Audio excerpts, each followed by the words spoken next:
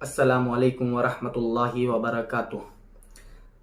दोस्तों, आज हम बात करेंगे कि पतंग उड़ाना कैसा है, क्या इस्लाम में इसकी कोई इजाज़त है।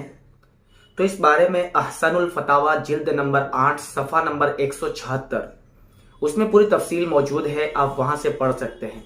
इस्लाम में इसकी बिल्कुल इजाज़त नहीं है। ये गैरों का त्यौहार है, ये हिंदुओं का त्यौहार है और इस्लाम ने इसकी बिल्कुल इजाज़त नहीं दी। अल्लाह के नबी सल्लल्लाहु अलैहि वसल्लम का फरमान है, मैंने कुछ दिन पहले यह हदीस आपको सुनाई थी, मन तशब्बह बिकौमिन फहुव मिनहुम, कि जो इंसान जिस कौम की मुशाबहत इख्तियार करेगा कल क़यामत के दिन उनके साथ उठाया जाएगा।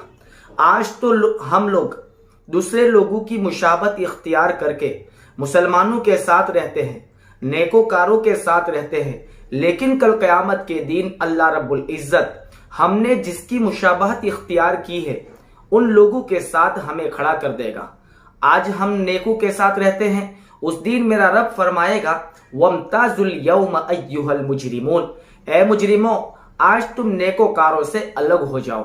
इसलिए दोस्तों, कहीं ऐसा न हो कि हम गैरों के त्यौहार मनावे और अल्लाह रब्बुल इज़्ज़त हमें गैरों के साथ कल क़यामत के दिन खड़ा कर दे, जिसकी बुनियाद पर हमें पछताना पड़े।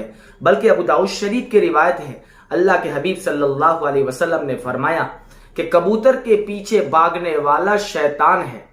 बिल्कुल जैसे उस वक्त जो कबूतर उड़ाते थे और उसके पीछे लोग भागते थे, आज उसी तरह लोग पतंग के पीछे भागते हैं, तो वो भी यानी पतंग के पीछे भागने वाला भी शैतान ही होगा।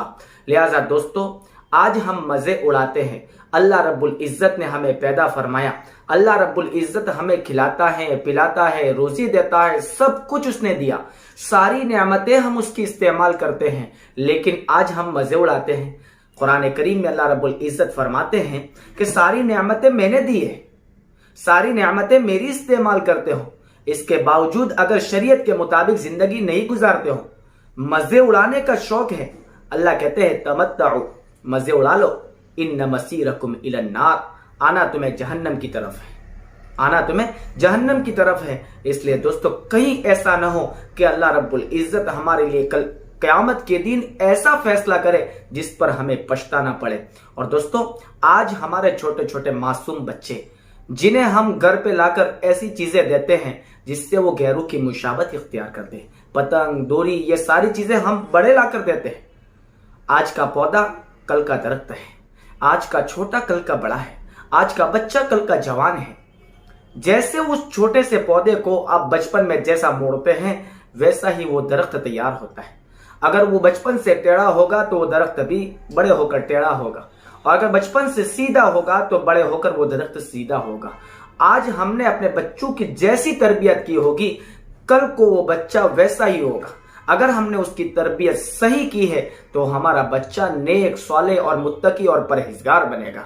और अगर हमने हमारे बच्चे की तरबियत ऐसी ही की है जैसे हम आजकल हमारे जवानों को अल्लाह हिदायत दे कि घर पे अपने बच्चों को पतंग लाकर दे दिए और गैरों के त्यौहार मनाने की, हम खुद उनके साथ मिलकर हम भी गैरों के त्यौहार मनावे, तो हमारे बच्चे से कभी ऐसी उम्मीद न रखना कि बड़े होकर यह बच्चा नेक सालेह बनेगा।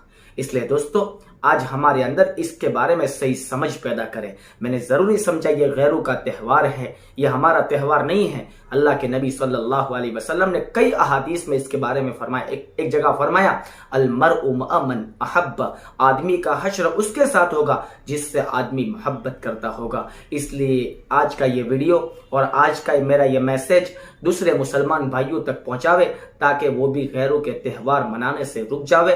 अल्लाह रब्बुल इज़्ज़त पूरी उम्मत मुस्लिमा को प्यारे नबी सल्लल्लाहु अलैहि वसल्लम की सच्ची पक्की मोहब्बत नसीब फरमावे और हुजूर की लाई हुई शरीयत पर अमल करने की तौफीक अता फरमावे। आमीन। अस्सलामु अलैकुम व रहमतुल्लाहि व बरकातुहू। मुज़म्मिल यासीन व मुदस्सिर त्वाहा, क्या क्या